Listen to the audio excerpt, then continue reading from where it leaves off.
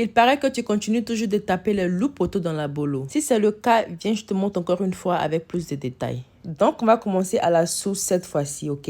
Tu vas tremper ton riz. Tu peux tremper ton riz à la veille ou le tremper pour 1, 2 ou 3 jours. Mais bien avant la cuisson, le riz doit être assez mou pour que tu puisses le casser avec tes doigts tout simplement. Là, on est sur la base de 2 tasses de riz. Donc, dans tes 2 tasses de riz trempées, tu vas retirer une demi-tasse de riz que tu vas réaliser une bouillie avec. Ensuite, tu vas mettre ton riz au feu et ajouter juste assez d'eau pour que ton riz cuise bien et aussi pour que tu obtiennes une consistance de bouillie. Quand c'est bon, tu vas obtenir quelque chose comme sur la vidéo. Pas trop liquide, juste assez pâteuse. Tu vois la texture, non? Maintenant, tu vas laisser refroidir pour que ça devienne encore bien lourd. Quand tu vois que ta bouillie est en train de refroidir, tu vas maintenant activer ta levure boulangère avec environ 5 cuillères d'eau tiède. Mélange bien et couvre pour que ta levure s'active. Là, maintenant, tu vas aller renverser tout l'eau qui se trouve dans ton riz trempé. Et ensuite, envoie ton mixeur. Ajoute ton riz à ton mixeur. Vous voyez que j'ai renversé l'eau, non? Il reste un peu seulement en bas. Quand tu finis d'ajouter ton riz dans ton mixeur, petit eau qui reste en bas là, non? Ajoute ça dans le mixeur aussi. Et puis c'est tout, il n'y a plus d'ajout d'eau encore. C'est ce que vous faites, hein, vous ajoutez beaucoup d'eau et puis vous aboulez ça, on dirait placali.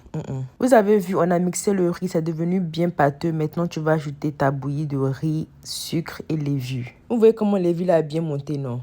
Si pour toi, fais pas comme ça, c'est que peut-être que tu as tué la levure avec l'eau chaude ou bien ta levure est périmée. Il faut jeter. Là, vous voyez que je suis en train de mixer mes ingrédients pas à pas pour m'assurer que mon riz va bien mixer. Sinon, je pouvais bien mettre tous mes ingrédients un coup en même temps et puis mixer, mais non.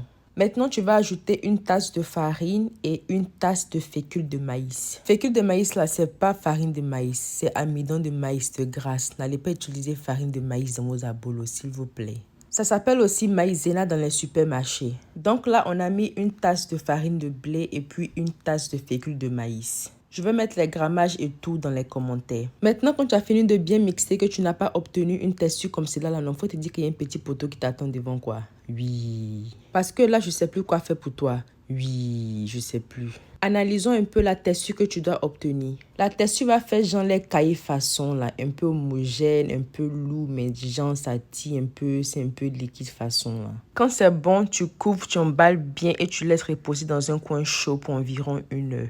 Après les 1 heure, ça va doubler en taille. Vous voyez comment le bol est rempli d'air, non? Ça veut dire que la levure a fait son travail. J'ai mis pour moi dans mon four que j'ai préchauffé pour que ça fasse vite. Vous voyez tous les bulles qui sont dedans là, non? Voilà, on adore. Mélange bien et maintenant tu vas remarquer que ta pâte va devenir plus liquide qu'avant. Maintenant, imagine que tu as commencé avec une pâte liquide. Et puis ça devient liquide encore. Ça là, c'est un poteau assuré. La cuisson va se faire au couscoussier avec des petits moules en silicone. Tu vas maintenant bien remplir tes moules et ensuite couvrir ça d'un torchon de cuisine pour maximiser la vapeur. Et on laisse cuire pour minimum 15 minutes. Après les 15 minutes, boum!